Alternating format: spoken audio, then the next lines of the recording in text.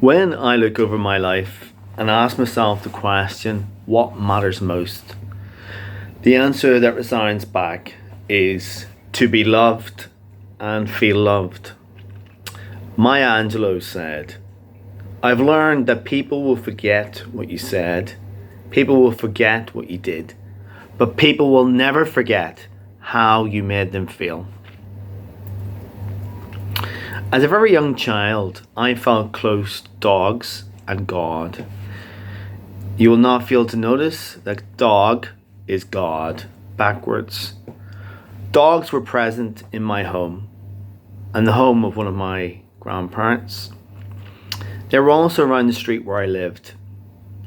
These were the days when dogs could wander the streets freely, and as such, you got to know them. Dogs, on the whole, always gave me a good welcome. Now, the God bit. This is something I can't explain. I can only tell you how it was. Somehow, in my community, I understood God from an early age. Now, it was Northern Ireland, and I was Protestant, which meant God was part of the reality. So I can never remember being introduced to the notion of God. God always was. But this God loved me. I said I would not be able to fully explain, other than I knew that God loved me. I was undoubtedly influenced by phrases such as God is love, and choruses that we sang in Sunday school such as Jesus loves me, this I know, for the Bible tells me so. Little ones to him belong, they are weak, but he is strong. Yes, Jesus loves me. Yes, Jesus loves me. Yes, Jesus loves me. The Bible tells me so. Well, I heard the songs before I'd read the Bible.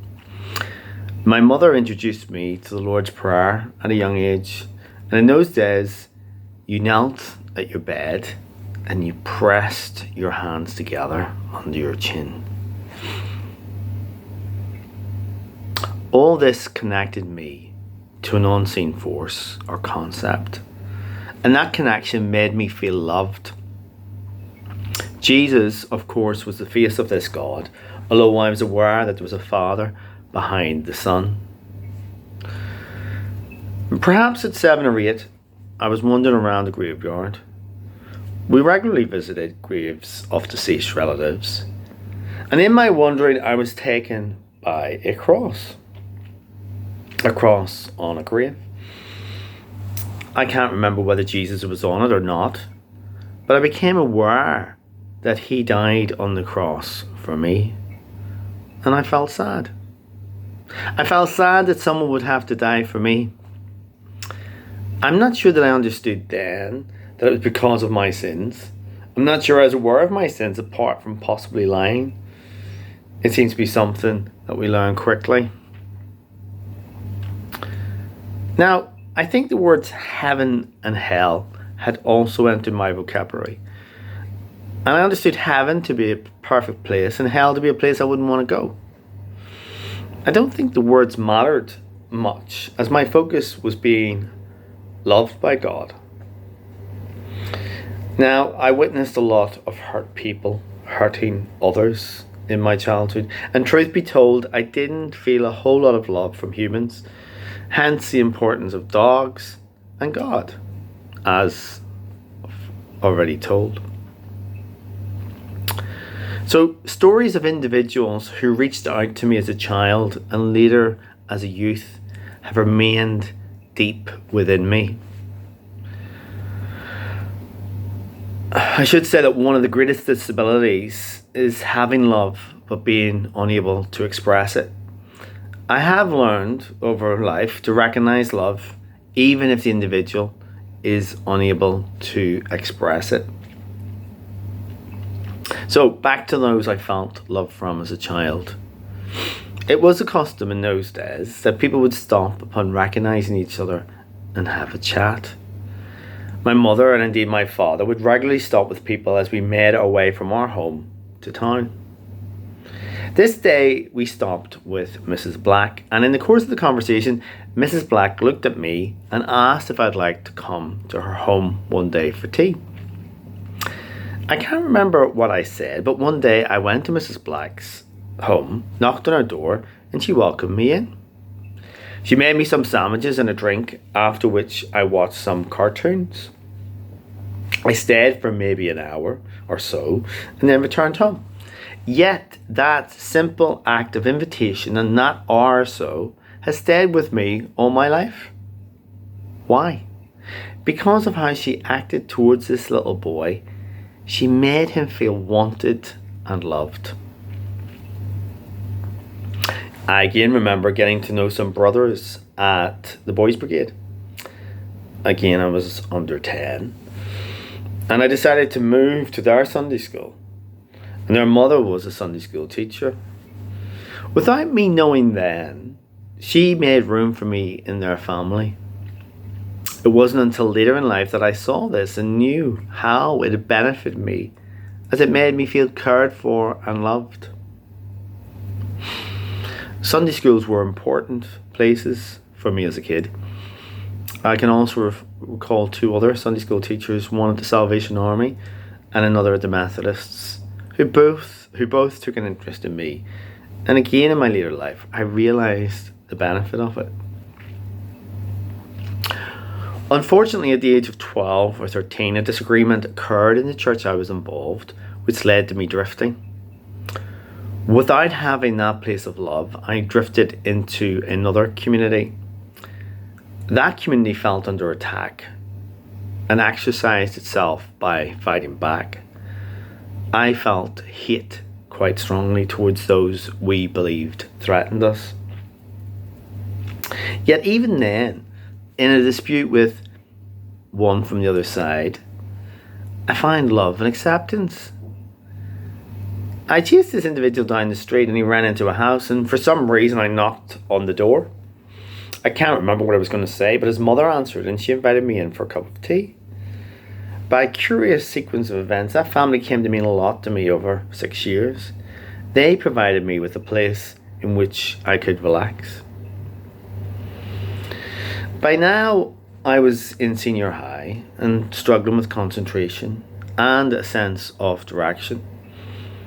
As a consequence, I got to know the head teacher, and again, it wasn't until years later that I saw the respect and care he showed me in how he interacted with me. The summer of 1987 was a critical year for me. I'd gone as far as I could in the politics of the street, and at the invitation of another, I set sail for the Isle of Man.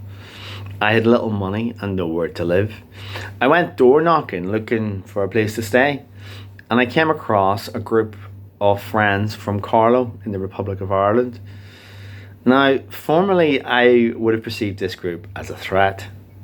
They were from the other side. Yet here they were, prepared to help me, and they did. And I stayed with them for most of that summer, and their acceptance further changed me. I returned to Northern Ireland that September, just getting enough O-levels to get me onto a business course. My outlook had changed and I stood in a neutral place. And then came along a girl. No, we never became romantically connected. And she asked me to a Christian youth rally. That event brought me, the prodigal, back to the Father and changed the direction of my life. She remained in my life for some years and introduced me to a Christian woman who supported me in the Christ Unites Ireland vision. That brought several people into my life who by their presence affirmed and made me feel loved. In connection with that, in a visit to Birmingham in 1998, I briefly met an Irish woman and we corresponded and we became friends, and she became like a mother to me, and she remained so until her death last year. At university, I'd come to England now. I met several people who've remained in my life, like brothers. And in my working life, I can think of one particular individual who was there for me when the chips were probably as down as they'd ever been. It was also at university that I met my former wife. We separated after 23 years together. But that also showed me that love sometimes can mean it's better to be apart than together. That said, I knew her love and that of her family, particularly her mother. More recently in my life, thankfully, there has continued to be individuals who give me a sense of love. I'm also part of a small community and have been for 21 years. And different people have been part of that community, and a few of us have remained throughout. From this community, I have felt and feel love. Indeed, as I look over the course of my life, I can see a dear sister who I've known from my first day at school and who's been a constant in my life. I do tend to call people sister or brother if I've made that special connection with them. So I can see sisters and brothers along the way who are no longer with us. Some people were only there for a season, but in their time they made me feel that divine quality, love. I am convinced that the love invested in me by others has given me a better life. And I've drawn on it, particularly as a father to my daughter and a partner to the one who stands alongside me. So, in concluding, I want you to think of 4 things.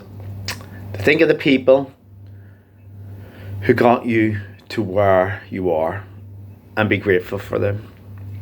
2, how they made you feel is something you can always draw on, particularly when you need it. 3, always take an interest in others. One-off acts such as that by Mrs. Black can mean a lot to a person, and consistent acts over periods of time can be life-changing. And 4, whatever we achieve, if we do not have love, we have nothing. And if there's a need to reinforce that, I end with a quote from 1 Corinthians chapter 13. If I speak in the tongues of men or of angels, but do not have love, I am only a resounding gong or a clanging cymbal. If I have the gift of prophecy and can fathom all mysteries and all knowledge, and if I have faith that can move mountains, but do not have love, I am nothing. If I give all I possess to the poor and give over my body to hardship that I may boast, but do not have love, I gain nothing. Love is patient. Love is kind. It doesn't envy. It does not boast. And it is not proud. It doesn't dishonor others. It's not self-seeking. It's not easily angered. And it keeps no record of wrongs. Love does not delight in evil, but rejoices in truth. It always protects, always trusts, always hopes, and always perseveres. Love never fails. But where there are prophecies, they will cease. Where there are tongues, they will be stilled. Where there is knowledge, it will pass away. For we know in part, and we prophesy in part. But when completeness comes, what is in part disappears. When I was a child, I talked like a child, and I thought like a child, and I reasoned like a child. When I became a man, I put away the ways of childhood behind me. For now we see only a reflection as in a mirror. Then we shall see face to face. Now I know in part, then I shall know fully, even as I am fully known. And now, these three remain: faith, hope, and love. But the greatest of these is love. Thank you.